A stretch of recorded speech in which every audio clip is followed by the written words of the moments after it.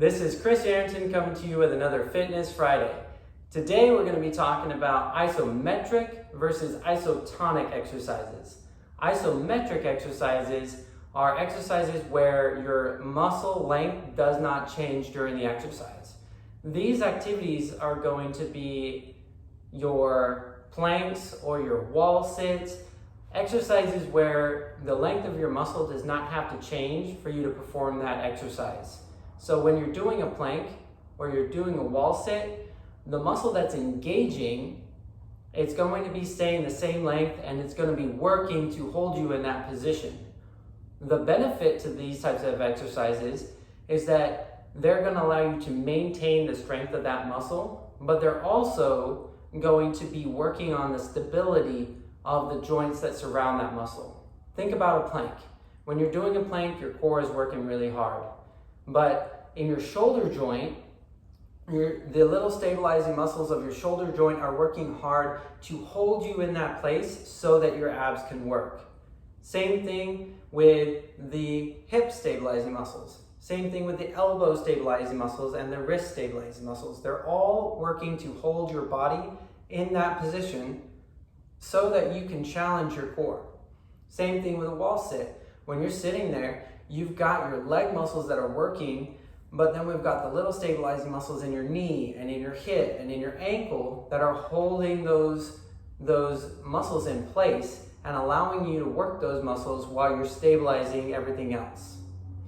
Now, isotonic exercises, that means that the resistance is not going to change in the exercise.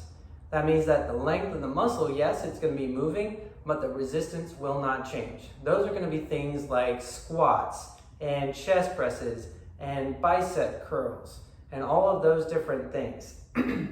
All of those, they are meant to help you build your muscle strength.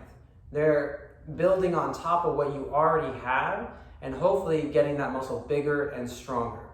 All right, so an example would be a bicep curl. If you're doing a bicep curl, this motion, this is going to be an isotonic exercise because the weight is not changing. The length of my muscle is changing. So it's an isotonic exercise where the pressure from the weight is the same the whole time. Now, an isometric version of a bicep curl would, for me, be to hold this weight just out here alone and have it stay the same length, the same height the entire time. The weight's not changing, yes, but also the muscle length is staying the same. This is an isometric exercise where I'm just holding this out here and my muscle is working. And it's working hard to keep this weight from dropping.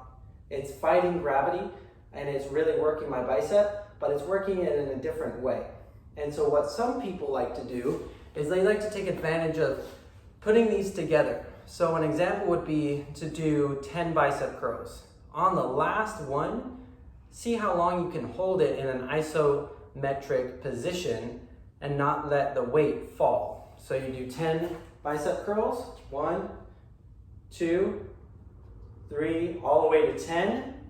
On the last one, instead of dropping all the way down, hold this. See how long until you cannot take it anymore, boom, and your muscle needs to release and let the weight drop.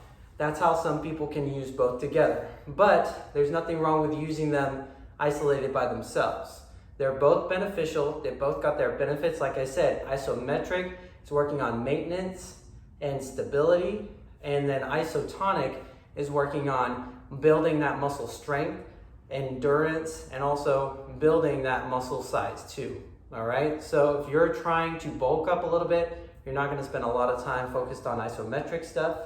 You're going to be working on increasing the isotonic weight. So we would work on maybe it's bicep curls with 10 pounds, and then a few weeks later it's 12 and a half. Then a few weeks later it's 15. Working on that, getting that muscle stronger and bigger. If you're working on stability, it's going to be a lot of isometric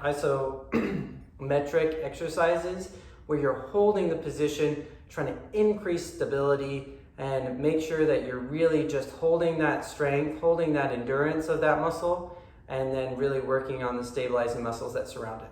All right? I hope this helped. Hope that you enjoyed watching it today. If you would like to see more or learn more, just comment below or send me a personal message so that I can be filling the needs of whatever you want and whatever my clients like to see. All right? We'd love to see it. Have a good weekend, and I'll see you for Mindful Monday.